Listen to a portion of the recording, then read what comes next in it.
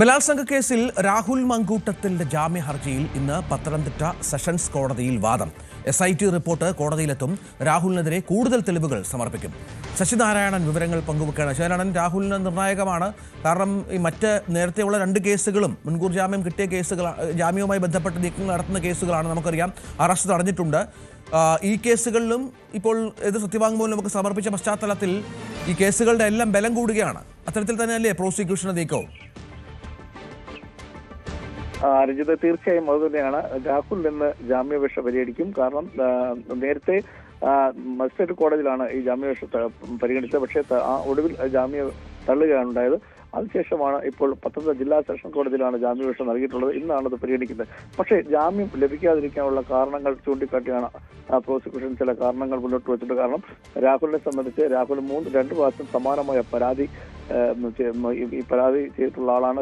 ഈ ഇത്തരത്തിൽ കുറ്റം ചെയ്തിട്ടുള്ള ആളാണ്, ബലാത്സംഗം കുറ്റം ചെയ്തിട്ടുള്ള ആളാണ്. അതുകൊണ്ട് തന്നെ ജാമ്യം അനുവദിക്കാൻ പാടില്ല എന്നുള്ള കാര്യം പ്രോസിക്യൂഷൻ മുന്നോട്ട് വെച്ചിട്ടുണ്ട്. ഒപ്പം MLA ആണ്.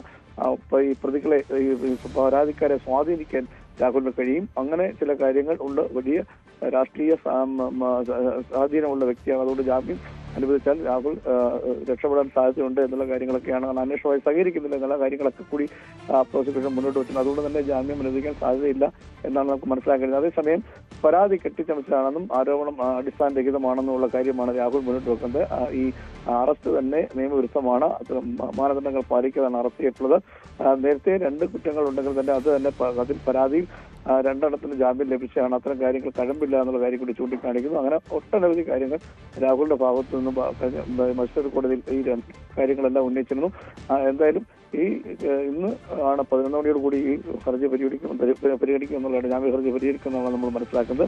എന്തായാലും ജാമ്യം ലഭിക്കും എന്നുള്ള കാര്യം കൂടിയാണ് ഈ പ്രതിഭാഗം ഉന്നയിക്കുന്നത്. എന്തായാലും ഇന്ന് 11 മണിയോട് കൂടിയാണ് ഈ കേസ് ജാമ്യ ഹർജി പരിഗണിക്കുക ഉണ്ടാകുന്ന. രഞ്ജിത്തെ, രാഹുൽ മങ്കൂട്ടത്തിന്റെ ജാമ്യ ഹർജി ഇന്ന് പരിഗണനയ്ക്ക് വരികയാണ്. പ്രോസിക്യൂഷൻ കൂടുതൽ തെളിവുകൾ ശേഖരിക്കുന്നു.